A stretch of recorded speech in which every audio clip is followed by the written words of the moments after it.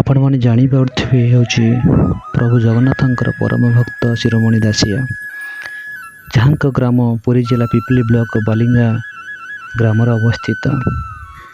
ଏଠାରେ ମଧ୍ୟ ଦେବସ୍ନାନ ପୂର୍ଣ୍ଣିମା ନୀତି ଆରମ୍ଭ କରାଯାଇଥାଏ ପ୍ରତିବର୍ଷ।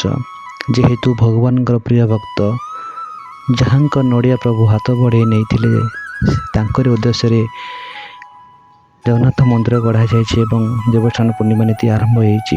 ଦୂର ଦୂରରୁ ଭକ୍ତମାନେ ପଦ୍ମ ଫୁଲ, ଗେଣ୍ଡୁମାଳ ସବୁ ନେଇକି ଆସିଥାନ୍ତି ପ୍ରଭୁଙ୍କ ସେବା ଉଦ୍ଦେଶ୍ୟରେ।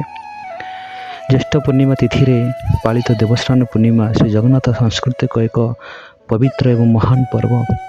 ଏହି ଦିନ ଶ୍ରୀ ଜଗନ୍ନାଥ, ବଳଭଦ୍ର, ଦେବୀ ସୁଭଦ୍ରା ଏବଂ ସୁଦର୍ଶନଙ୍କୁ ସ୍ନାନ ମଣ୍ଡପକୁ ବିଜେ କରାଯାଇ 108ଟି ସୁବର୍ଣ୍ଣ କଳସର ପବିତ୍ର ଜଳରେ ମହାସ୍ନାନ କରାଯାଏ, ଯାହାର ପ୍ରସ୍ତୁତି ଆପଣମାନେ ଦେଖିପାରୁଥିବେ। ବର୍ତ୍ତମାନ ସେ ଆମର ଯେଉଁଠି ସ୍ନାନ ମଣ୍ଡପ ତିଆରି କରାଯାଇଛି ଭକ୍ତ ଦାସିଆଙ୍କ ପୀଠରେ, ସେଠାରେ ପ୍ରସ୍ତୁତି ଶେଷ ପର୍ଯ୍ୟାୟରେ ପ୍ରଭୁ ବିଜେ କରିବେ ସ୍ନାନ ମଣ୍ଡପକୁ ଏବଂ ସ୍ନାନ କରିବେ, ତାପରେ ଅଣସର ଘରକୁ ଯିବେ। ଦୁଇ ଭାଇନା ମଧ୍ୟ ପ୍ରସ୍ତୁତ କରିସାରିଛନ୍ତି। ଏହାପରେ ଚତୁର୍ଦ୍ଧାମୂର୍ତ୍ତି ପହଣ୍ଡି ବିଜେ ହେବେ, ଘଣ୍ଟ ନାଦରେ ପ୍ରଭୁ ଆସିବେ। ତାପରେ ସୁବାସିତ 108 ଜଳରେ ମହାସ୍ନାନ କରିବେ। ଏଠାରେ ମଧ୍ୟ ପୁରୀ 35 କରା ଶ୍ରୀ ଜଗନ୍ନାଥଙ୍କର, ବଡ଼ ଭାଇ ବଳଦେବଙ୍କର 33 କରା ଏବଂ ସୁଭଦ୍ରାଙ୍କର 22 ଏବଂ ସୁଦର୍ଶନଙ୍କର 18ଟି ଗରାରେ ମହାସ୍ନାନ କରିବେ। ଲୋକବିଶ୍ୱାସ ଅନୁସାରେ ଅତ୍ୟଧିକ ସ୍ନାନ ପରେ ମହାପ୍ରଭୁଙ୍କୁ ଜ୍ୱର ହୋଇଯାଏ। ସେଥିପାଇଁ ସେ ଅନବସର ଘରେ 9 ଦିନ ବିଶ୍ରାମ କରନ୍ତି।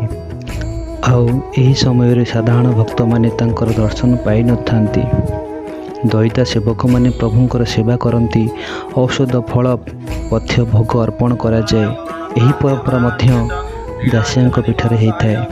ଏଠାରେ ନୀତି ସମ୍ପନ୍ନ କରାଯାଉଛି ଯଜ୍ଞର। ତାପରେ ପ୍ରଭୁ ଆସିବେ, ସ୍ନାନ କରିବେ ସ୍ନାନ ମଣ୍ଡପକୁ। ଅନବସର ପରେ ମହାପ୍ରଭୁ ନବଯୌବନ ବେଶରେ ଭକ୍ତଙ୍କୁ ଦର୍ଶନ ଦିଅନ୍ତି। ଏଠାରେ ମଧ୍ୟ ସେହିପରି କାର୍ଯ୍ୟ କରାଯାଇଥାଏ।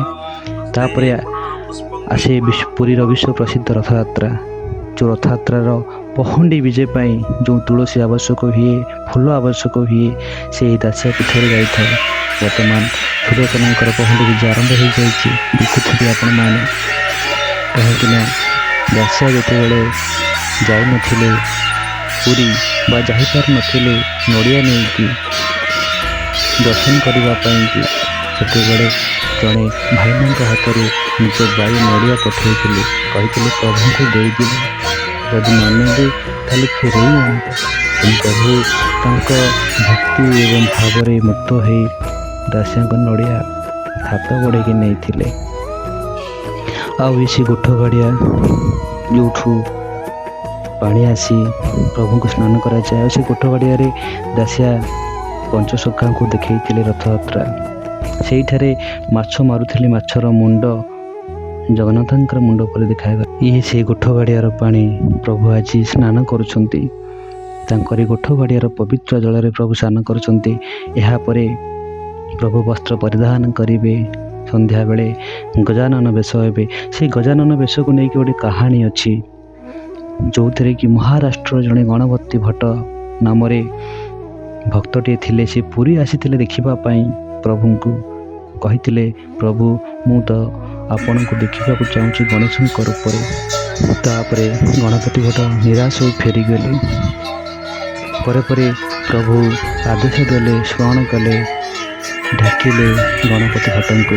ଏବଂ ଯେତେବେଳେ ଗଣପତି ଭଟ୍ଟ ପଛକୁ ଅନେଇଲେ, ପ୍ରଭୁଙ୍କର ରୂପ ଗଜାନନ ରୂପ ହୋଇଯାଇଛି। ତାଙ୍କରି ଉଦ୍ଦେଶ୍ୟରେ ଆଜି ଯାଏଁ ପୁରୀରେ ଗଜାନନ ବେଶ ମଧ୍ୟ ଆରମ୍ଭ ହୋଇଛି।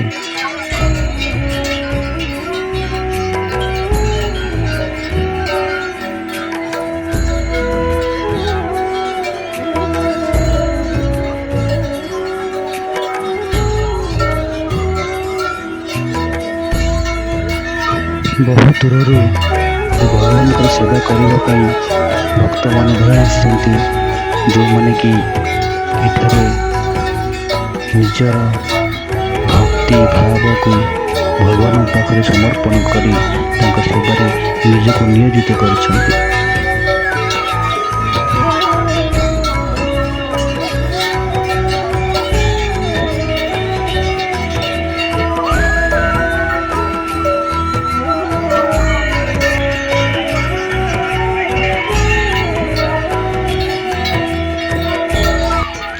ଯେଉଁଠାରେ ମହାପ୍ରଭୁ ନିଜେ ଭକ୍ତମାନଙ୍କ ପାଖକୁ ଧାଇଁ ଆସିଥାନ୍ତି ଦର୍ଶନ କରିବା ନିମନ୍ତେ।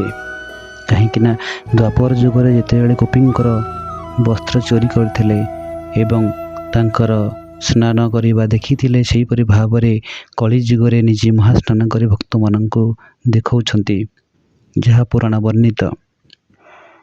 ନିଜେ ଧାଇଁ ଆସିଛନ୍ତି ଭକ୍ତମାନଙ୍କ ପାଇଁ। ଏହା ଦର୍ଶାଏ ଯେ ଭଗବାନ କେବଳ ମନ୍ଦିରରେ ନୁହେଁ, ସେ ସମସ୍ତଙ୍କ ପାଇଁ ସମାନ।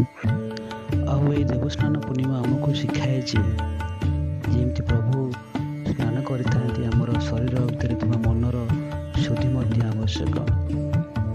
ଯେପରି ପ୍ରଭୁଙ୍କର ମହାସ୍ନାନ ହୁଏ, ସେପରି ଆମେ ମଧ୍ୟ ନିଜ ମନରୁ ଅହଙ୍କାର, ଈର୍ଷା, କ୍ରୋଧ ଏବଂ ଦ୍ୱେଷକୁ ଦୂର କରି ପ୍ରେମ, ଦୟା ଓ ସେବାର ଭାବନାକୁ ଗ୍ରହଣ କରିବା ଉଚିତ।